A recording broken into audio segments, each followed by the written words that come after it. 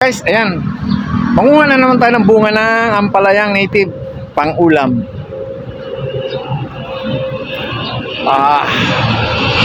One down. Ayan, ito pa, pangalawa. Tanggalin natin yung supot. May lock pa na kahoy. Hilahin natin yung supot. At malaki-laki. 2 down. Ito pa isa. Alisin natin yung supot. 3 down. At ito pa yung isa. Kunin na natin. Pwede na. Alisin ang supot. And pitasin na. Ayan, nakasabit.